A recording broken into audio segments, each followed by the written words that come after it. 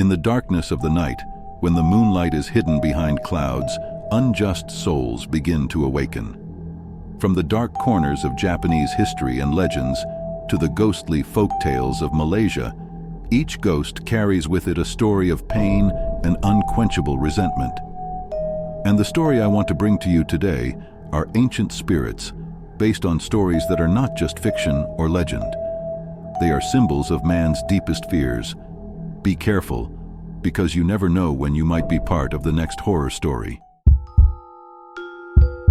Night has fallen, covering the peaceful small town of Japan with a quiet night, with only the sound of the gentle wind blowing. Hiroto, a 14-year-old boy, is trying to concentrate on his homework in the second-floor room of an old house. Alone at home, he tries not to think about the town's horrifying urban legend. 𝐒𝐿𝐥𝐿𝐢𝐚, the ghost of a young girl cut in half by a train, drags her upper body every night in an obsessive search. A strange noise startled Hiroto. The 𝐒𝐿𝐥𝐿𝐢𝐚 sound of bones rubbing against the ground echoed from outside. Hiroto trembled, his palms sweaty, and slowly approached the window. In the darkness there was only dim moonlight, nothing but silence. The noise seemed to pause, but then it rang out again, this time closer, clearer. Hiroto didn't dare go out. He ran downstairs, locked the door, and turned on the bright lights. Suddenly, everything went quiet. The knocking on the door rang out, gently and then gradually stronger. Hiroto swallowed his saliva and mustered up the courage to open the door, but only saw the cold night wind blowing in. There was no one, only the silhouette of a girl, her upper body dragging towards him from behind the bushes. Her mouth was wide open, her eyes were empty as if there was no soul left, and the sound of 𝐒𝐿𝐥𝐿𝐢𝐚 became clearer and clearer. Hiroto saw blood and scratches on her upper body, which seemed to be the marks of a desperate struggle to drag her body. He ran up to his room, locked the door, and looked out the window, trying to find help. The knocking sounded again, each time stronger, as if someone was using extraordinary strength to get in.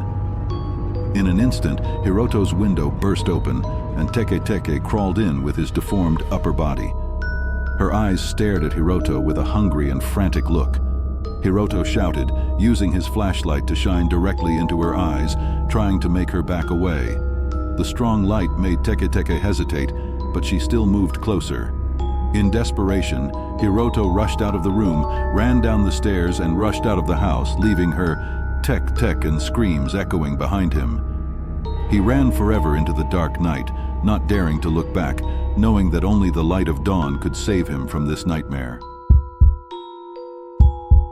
In Japanese culture, onryo is the spirit of the deceased, imbuing a profound emotion and capable of causing disaster to the living.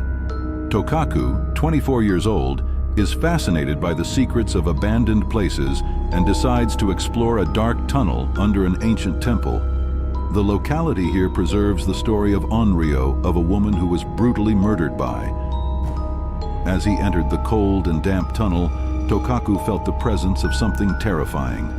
The whisper, "Why come here?" echoed in the darkness, causing him to run away in fear. Just when he thought he had escaped, a tall, thin figure with long hair and bright red eyes appeared to block his path. Even though Tokaku escaped home, the feeling of safety was just an illusion. That night, onryo appeared in his bedroom, his long hair covering his face, revealing only his blood-red eyes. She approached Tokaku's bed, each step like the bell of fate. Onryo bent down and let out a painful, bone-chilling scream, making Tokaku feel like his soul was being sucked out. Her cold hand touched his forehead, making him see his memories and dreams vanish. When the last light in Tokaku's eyes gradually faded, the room became quiet, leaving only onryo standing next to the bed looking down at his lifeless body. The story ends in murky darkness, with onryo waiting for his next victim, ready to repeat his horrific revenge. Mikasha has been in the hospital for a week due to an unknown illness. Her hospital room at this old hospital became even gloomier at night, with only the sound of the ventilator and the wind blowing through the open window. One night, when the clock struck 3 in the morning, 𝐒𝐿𝐢𝐚 suddenly woke up because a cold feeling invaded the space. She tried to sit up and realized that there was a figure standing at the end of the bed. The figure was slim, wearing a silver-white hospital gown, with long hair covering his face. Just as 𝐒𝐿𝐢𝐚 wanted to call for help, the woman stepped into the light. It was a horrifyingly deformed face, with a mouth slit from ear to ear, a creepy, monstrous smile. That is 𝐒𝐿𝐢𝐚, the ghost of a woman whose mouth was cut off by her husband in a blind jealousy. "Do you think I'm beautiful?" The woman's hoarse voice rang out in the silent room. 𝐒𝐿𝐢𝐚 was speechless. Terror made her unable to move or make a sound. 𝐒𝐿𝐢𝐚 came closer. Her thin hand touched 𝐒𝐿𝐢𝐚's cheek, making her feel a cold wind that penetrated her bones. "If you say no, I will make you as beautiful as me," the woman continued, while holding out a small knife that glistened in the light. 𝐒𝐿𝐢𝐚 tried to scream, but could only gasp for air. She felt the strength gradually leave her body.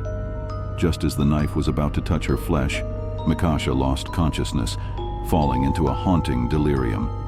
When 𝐒𝐿𝐢𝐚 woke up the next morning, she found herself still lying in her hospital bed, alone in her room. There was no sign of last night's terrifying encounter. She began to wonder if it was a nightmare caused by a high fever or actually the appearance of 𝐒𝐿𝐢𝐚. But one thing that 𝐒𝐿𝐢𝐚 couldn't calm down was the slight mark on her cheek. Not painful, but the cold feeling was still there, like a mark of an unforgettable, haunting night. Night has fallen on the city with a chilly atmosphere. Sakura, an 18-year-old girl, just left the pub where she and her friends gathered. The clock read 11:59, and the street was quiet except for the sound of the wind blowing through the rows of bare cherry trees. Sakura walked alone on the familiar path home, thinking vaguely about the long day that had passed. The street was dark, with only a few flickering streetlights, reflecting the shadows of fallen cherry blossom petals on the ground. She muttered a few happy songs to dispel the feeling of loneliness in the middle of the night. At exactly 12 o'clock at night, the air suddenly became colder. Sakura felt a cold wind blowing, making her shiver. A shadowy figure appeared from the end of the road, slowly approaching her. At first, Sakura thought it was someone who had just returned from drinking like her, but as the figure became clearer and clearer, she realized something was wrong. The figure was not walking but floating. It has no legs, just an upper body floating in the air. The face is pale, white, and the eyes are soulless. Sakura wanted to scream but couldn't. Her voice seemed stuck in her throat. 𝐒𝐿𝐢𝐚, the ghost of a woman who was unjustly harmed while pregnant, exists in a terrifying and resentful form. The rumors about 𝐒𝐿𝐢𝐚 sent a chill down her spine. It is said that 𝐒𝐿𝐢𝐚 appears at midnight to search for the soul of the unborn child. Suddenly, 𝐒𝐿𝐢𝐚 let out a cry of pain mixed with resentment, echoing throughout the empty street.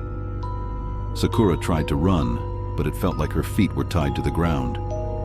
𝐒𝐿𝐚 moved closer, and now Sakura could clearly see tears of blood streaming down the ghost's face. The young girl covered her ears with her hands, trying not to hear that pitiful cry, but the sound seemed to cut into her mind, causing Sakura unbearable pain. 𝐒𝐿𝐚 stopped right in front of Sakura, reaching out his hand as if to touch her. The skin on 𝐒𝐿𝐚's hands was pale and cold.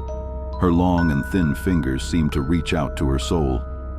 In an instant, Sakura felt like she was being pulled into another world, a place with only darkness and cold. She closed her eyes tightly, praying for a miracle. And then, somehow, 𝐒𝐿𝐚's crying gradually disappeared. When Sakura opened her eyes, it was morning, and she found herself lying on the sidewalk, next to a row of bare cherry trees. She quickly stood up and hurried home without daring to look back. Sakura knew that she had escaped death. Toriisawa tiredly boarded the last bus of the day, his heart heavy after a long day of work. The bus was almost deserted, with only a few disoriented passengers, each in their own corner, lost in their own thoughts. Toriisawa chose a seat near the back of the car, where he could lean his head against the window and watch the dim streetlights pass by. As the car rolled away, a cold breeze blew past, making 𝐒𝐸𝐴𝐚 shiver. He felt a strange uneasiness spread throughout the space. To dispel that feeling, 𝐒𝐸𝐴𝐚 decided to look out the window, but the reflection in the glass caught his attention. Behind him, through the small mirror hanging on the car door, a shadowy figure appeared, its soulless eyes staring at him through the reflection. That image doesn't look like anyone in the car. It was a woman with long hair that covered her face, revealing only her dark eyes, and her mouth distorted as if she were crying. 𝐒𝐸𝐴𝐚 looked around, but no one looked like they could see anything. Everyone remained quiet, tired, and seemed completely separate from the world around them. 𝐒𝐸𝐴𝐚 looked back into the mirror. The image was still there, but this time the woman seemed to be getting closer, a scary smile blooming on her pale face. He tried to stand up, but his legs were frozen and he couldn't move. The eyes of the woman in the mirror did not leave him, making his heart pound in his chest. 𝐒𝐸𝐴𝐚 began to panic. He whispered to the other passengers, but no one responded. The sound of the bus engine seemed to drown out all sounds. When he finally turned to look in the mirror again, the woman was gone. That didn't make him feel relieved, because now, in the mirror, 𝐒𝐸𝐴𝐚 only saw himself with that woman's soulless eyes and distorted smile. He had become 𝐒𝐸𝐴 in the mirror, and there was no way out. When dawn came, the driver found 𝐒𝐸𝐴𝐚 still sitting in his seat, staring blankly into the mirror. The bus continued to roll on empty roads, carrying a new passenger who never found the exit. As night falls, ghosts from dark legends continue to haunt the dark corners of the world. These images are not only meant to be told in the dark, but are also a reminder that, whether you believe it or not, the supernatural world is always lurking, just waiting behind every shadow. Let's explore the next horrifying mysteries together in the upcoming videos, where the story of reality and fantasy no longer has boundaries. Thank you for watching up to this point. Remember to like and sub-reach the video. Now goodbye, and see you again.